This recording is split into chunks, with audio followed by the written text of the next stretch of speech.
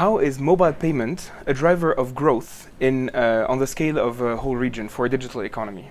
I would say, and the experts in the industry are saying that plastic cards as such gradually are gonna get less and less and eventually disappear because you can do everything on your mobile.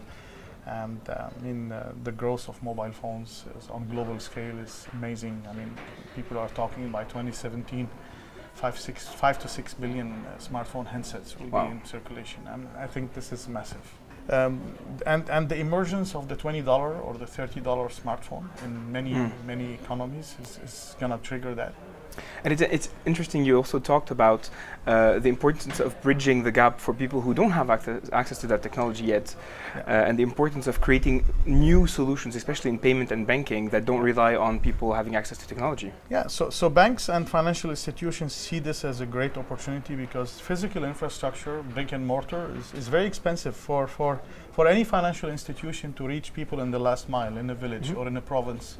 It's actually not realistic and not possible to go with a standard banking service. Right. So what they do is that they're tapping into that ecosystem that people more and more are buying handsets and smartphones and trying to offer financial services on these instruments. And even outside of handsets, you were talking about special cards that are already loaded and lots of adapted solutions. Yeah, so you don't need basically to own a smartphone to start your financial inclusion journey. Right. Let's put it this way.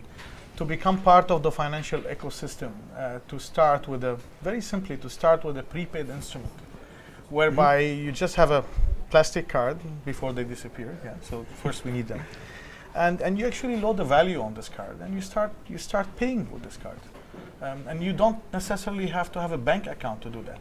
And we see that in many of the emerging countries as being step number one. Towards having a fully fledged financial inclusion program.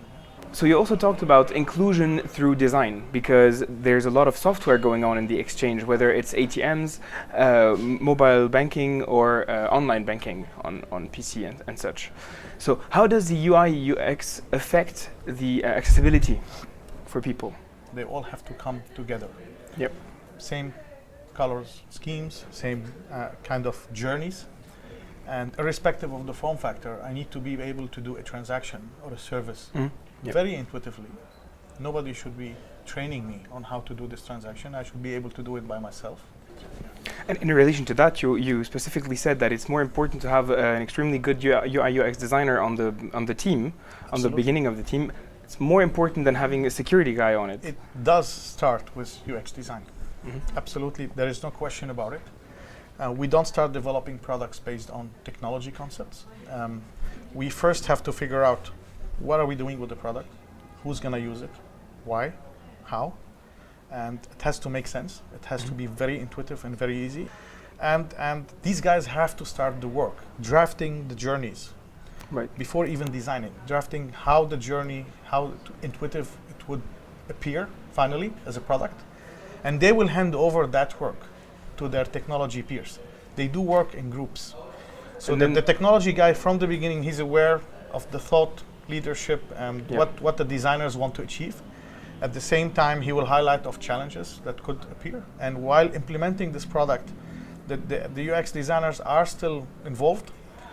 If the technology guys are tweaking something, they will tell them, hey, stop, it's not the intended, it's not the intended user experience. So we don't want to tweak that element. You may have to do a little bit more work on the technology front to get the product to where we want it to be. Right.